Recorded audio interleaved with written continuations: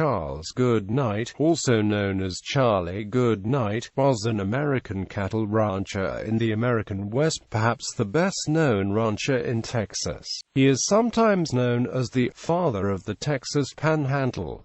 Essayist and historian J.Frank Dobie said that Goodnight approached greatness more nearly than any other cowman of history.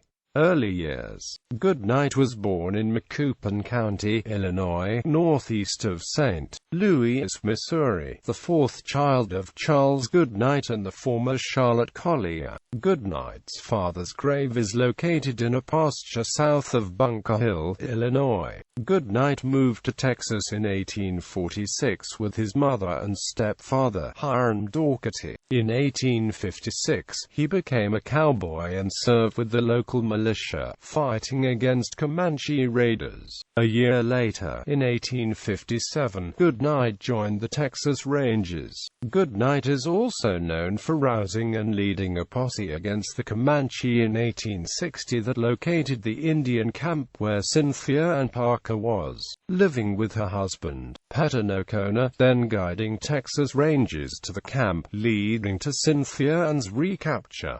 He later made a treaty with her son, Guana Parker. At the outbreak of the Civil War, he joined the Confederate States Army. Most of his time was spent as part of a frontier regiment guarding against raids by Indians. Goodnight described what it took to become a scout. First, he must be born a natural woodsman and have the faculty of never needing a compass except in snowstorms or darkness. Cattle. Following the war, he became involved in the herding of feral Texas Longhorn cattle northward from West Texas to railroads. This making the gather was a near statewide roundup of cattle that he had roamed free during the 4 long years of war. In 1866, he and Oliver Loving drove the first herd of cattle northward along what would become known as the Goodnight-Loving Trail. Early in the partnership with Loving, they pastured cattle at such sites as Capulan Mountain in northeastern New Mexico.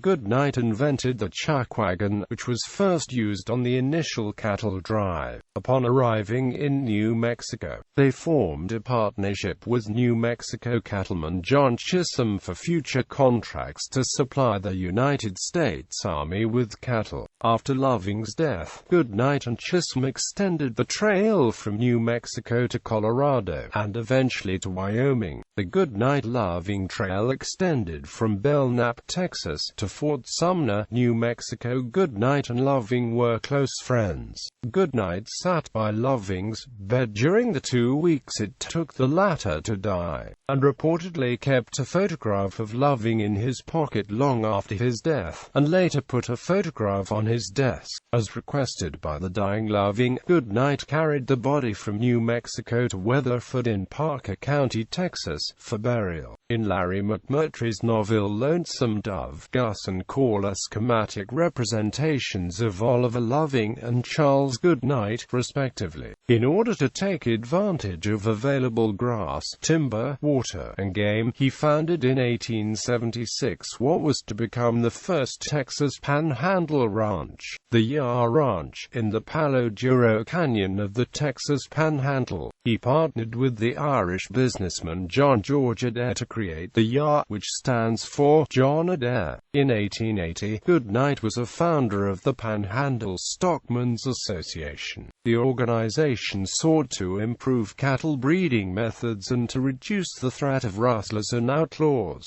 After Adair's death in 1885, Goodnight worked in partnership for a time with Adair's widow Cornelia Wadsworth Ritchie Adair. He also developed an acquaintanceship with W.D. Twishell, who lived in Amarillo from 1890 to 1918 and surveyed 165 of the 254 Texas counties. After Goodnight had already left the Yar, Tom Blasingame came to the ranch in 1918.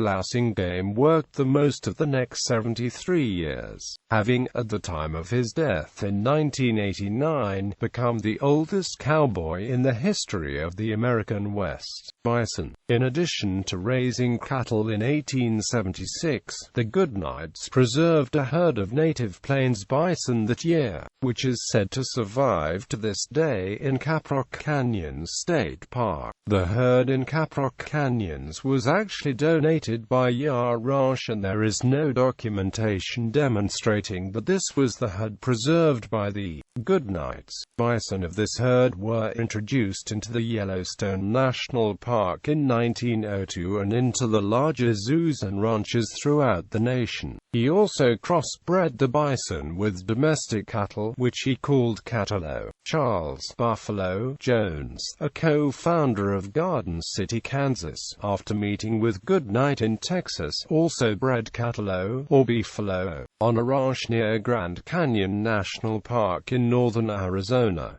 Personal life. On July 26, 1870, Goodnight married Mary Ann Molly Dyer, a teacher from Weatherford, west of Fort Worth. Goodnight developed a practical side saddle for Molly. Though he was not of his wife's denomination, Goodnight donated money to build a Methodist church in Goodnight. He and Molly also established the Goodnight Academy to offer post-elementary education to hundreds of children of ranches. For several years after the marriage, the Goodnights resided in Pueblo, Colorado, where Goodnight had considerable financial success, having invested in real estate, buying town lots, and even becoming part owner of the Opera House. The barn from the Goodnight home west of Pueblo on the Arkansas River is still standing and is listed on the National Register of Historic Places. Much of his money was invested in the Stock Growers Bank in Pueblo. Locals began referring to him by the title Colonel. After Molly died in April 1926, Goodnight became ill himself. He was nourished back to health by a distant paternal cousin, 26-year-old nurse and telegraph operator from Butte, Montana, named Corinne Goodnight, with whom Charles had been corresponding because of their shared surname. On March 5, 1927, his 91st birthday, Goodnight married Corinne, who was young enough to be his great-granddaughter and who soon miscarried their unborn child. Her name was hence Corinne Goodnight. He joined her 2x2's church and was baptized a few months before his death in Goodnight, Texas. Evarts Haley had described Goodnight as deeply religious and reverential by nature. In his younger years, Goodnight smoked some 50 cigars per day but switched to a pipe in his mature years. He never learned to read or write but had his wives write letters for him to various individuals, including Quanah Parker. During his last illness, he gave his gold Hampton pocket watch to his pastor, Ralph Blackburn. After he mastered ranching, Goodnight was involved in other activities, including the establishment of his Goodnight College in Armstrong County and working as a newspaperman and a banker. He lost his life savings when the Mexican silver mine he invested in was nationalized by the Mexican government. He was forced to sell his ranch in 1919 to an oilman friend, W. J. McAllister, with the provision that Goodnight and his then first wife could stay in the home until they both died. He is buried next to his first wife, Mary Ann, in the Goodnight Cemetery near Amarillo. Goodnight House Restoration. The Goodnight home is located 1/4 mile south of U.S. Highway 287, about 40 miles east of Amarillo. The home was renovated by the Armstrong County Museum from 2006 to 2012. The structure was painted to resemble its appearance in 1887. The interior was restored based on research into the original paint and wallpapers used. In 2005, Amarillo businessman Brent Gavianus and a partner donated the home and 30 acres. Mary Ann Goodnight taught children in the bunkhouse. The cowboys slept there at night, and she moved the things aside for school during the day, Gooden said. Included in the National Register of Historic Places, the house had electricity and sheltered hundreds of ranch workers and cowboys over the years. Beginning in 2006, the Armstrong County Museum in Claude started raising money to restore the structure and make it the centerpiece of the Charles Goodnight Historical Center. Nearly $1.8 million was raised, but another $600,000 is needed. Funds were contributed by several Amarillo area philanthropies as well as fundraisers from the Texas Historical Foundation. The first phase of the restoration, which included work on the foundation, porches, roof, and exterior paint, has been completed. Gooden said that the next step will include interior painting and wallpapering. A small rope bed built by Adam Sheik, Goodnight's second stepfather, a minister and a furniture maker, will be placed in the house upon renovation. Ruth Robinson of Clarendon, the seat of Donley County, who is a great-great-niece of Goodnight's, donated the bed as well as her mother's Victorian bedroom set. The house was scheduled to open in April 2013. Reputation. Monty Gooden, a member of the museum board who was born in the Goodnight house in 1931, 2 years after Goodnight's death, said that Goodnight had no concept of his own importance. It didn't matter who you were, he invited all in. Goodnight is generally presented as a good and decent man. J.Frank Dobie, who knew Goodnight, is quoted in Charles Goodnight, father of the Texas Panhandle, as having said, "I have met a lot of good men, several fine gentlemen, hordes of cunning climbers, plenty of loud-braying asses and plenty of dumb oxen, but I haven't lived long enough or traveled far enough to meet more than 2 or 3 men I'd call great. This is a word I will not bandy around. To me, Charles Goodnight was great-natured. There are other views." In Time Life's 1973 publication The Cowboys, the author states, Goodnight was no better than the rest. Once when his wife expressed shock at some vigilante hangings, Charlie replied quietly, "Well, I don't think it hurt the telegraph pole." What she didn't know was that the victims had actually been strung up with Goodnight's full approval. The men hung were caught in the act of murder and cattle rustling. The Western-themed sculpture Grant Speed's depiction of Goodnight is housed in the Square House Museum in the city of Panhandle, Texas. In 2010, another of Speed's sculptures of Goodnight sold at auction for $5,400.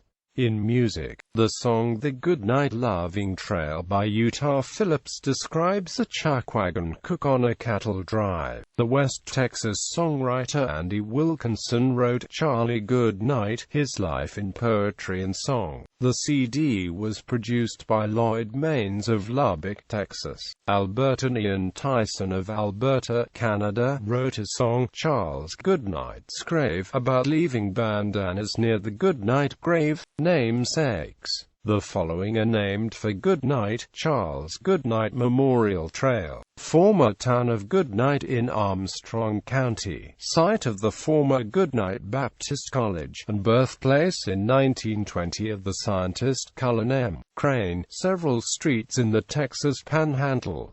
The highway to Palo Duro Canyon State Park east of Canyon, Texas. The annual Goodnight Award recognizes an individual or business for sharing Goodnight's love of the land and for protecting the Western heritage of Texas. The annual Charles Goodnight Chuckwagon Cook-Off, held in September in Clarendon, Texas, is the principal fundraiser for the Saints Roost Museum, which includes a Goodnight exhibit. Goodnight Elementary School, Pueblo, Colorado. A street in Pueblo, Colorado. A cabin at YMCA Camp Carter in Fort Worth, Texas. Historical re-examination of Goodnight.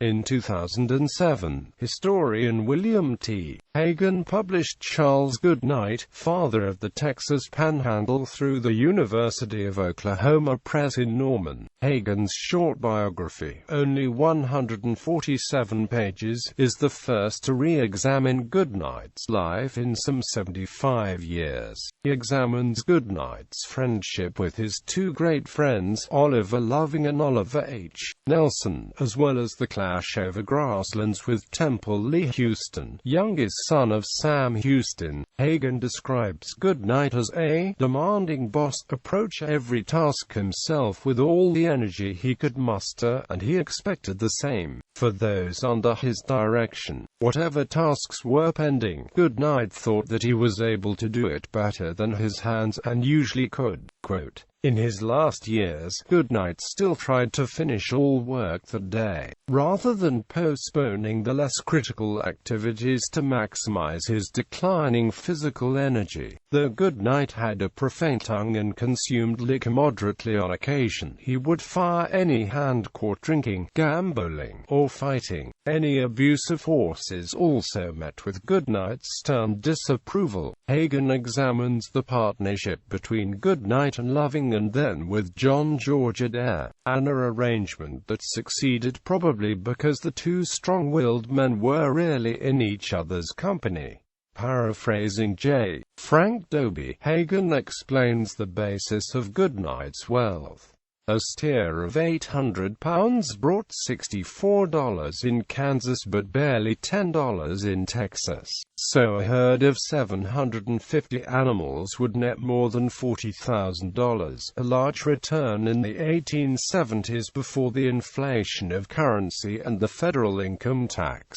Goodnight's invention of the chuck wagon, the original version drawn by 20 oxen and carrying provisions for 18 men for a 600-mile drive. Despite his dominant role in Panhandle history, the aging Goodnight fell upon declining health and financial reverses. He dabbled in a failed venture to produce a Western film and proved unable to make needed investments for his later years. Adair's widow, Cornelia, said that Adair lacked business savvy. Shut out in his last years from his beloved Palo Duro Canyon, Goodnight reflected in his old age, "Taken all in all, my life on the trail was the happiest part of it." The functionally illiterate Goodnight had a keen sense of history. He left behind his personal story and ranch artifacts to the Panhandle Plains Historical Museum in Canyon, Texas.